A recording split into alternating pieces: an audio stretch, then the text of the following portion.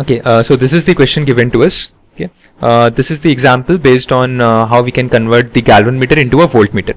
Now, as per this example, 100 milliampere current gives a full-scale deflection in a galvanometer of resistance 2 ohm. The resistance connected with the galvanometer to convert it into a voltmeter of 5 volt range is. Okay, so here we need to determine the series resistance which has to be connected in series with the galvanometer, so that we can increase the range of the voltage to be measured to 5 volt. Okay. Now, as per the data which is given to us, okay, the given data is the full scale deflection current, that means Ig, the maximum current which can be measured by the galvanometer is 100 milliamperes.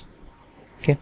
Now, the resistance of the galvanometer, capital G, is 2 ohm, and the voltage which has to be measured to a voltmeter is 5 volts. Okay, so the value of V is 5 volt.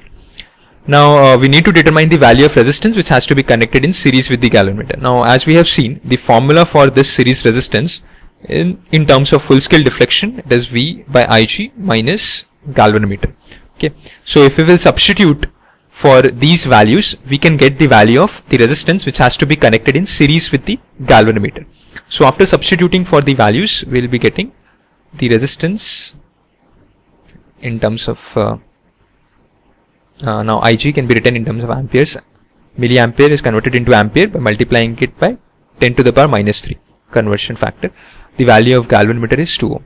Now solving for this would be T minus 2, so this would give us 48 ohms. Okay, so this is the value of a resistance. Okay, now the resistance of the galvanometer was 2 ohm. Now we have to connect a large in comparison with the galvanometer. Okay, a large amount of resistance in series with the galvanometer.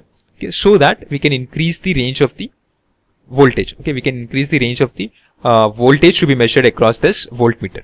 Okay, now in order to just see what was the initial voltage that was measured by the galvanometer, we can do some calculation. That is, we know that Vg would be Ig times G.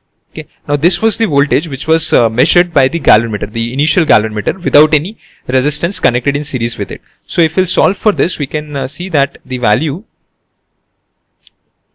of the voltage, this would be, now this will give us a result of 0.2 volts. Okay, now as can be seen, the initial voltage, the maximum voltage that could have been measured by a galvanometer was 0.2 volt.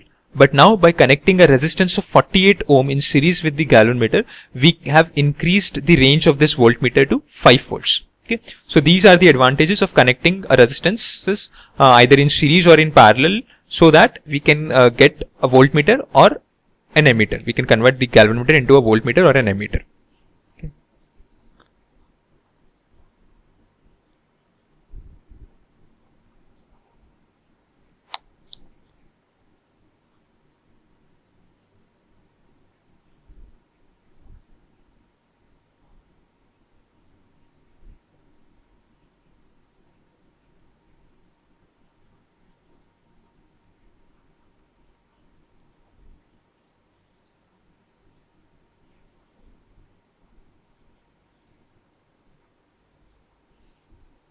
Now we'll move on to another concept of current electricity. We'll see what is Wheatstone bridge and the applications of Wheatstone bridge.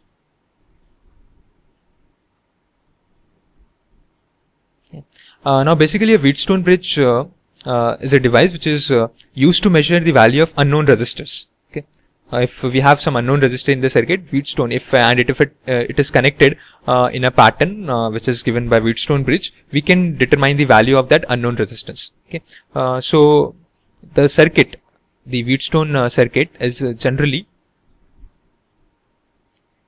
4 resistors which are connected across the 4 branches of a quadrilateral. Okay, the 4 arms of the quadrilateral. At each of the arm of the quadrilateral, we have 4 resistors.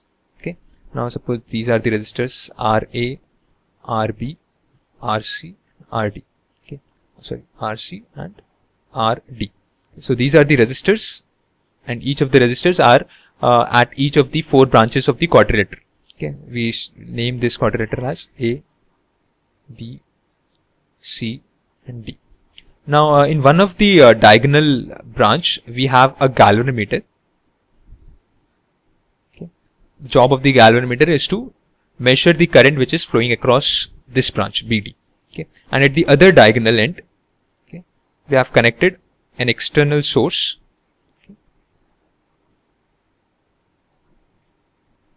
Suppose the external source has some internal resistance of R. This is the internal resistance of the external source E. This is the key. Okay. Now, as per the principle of Wheatstone bridge, okay, if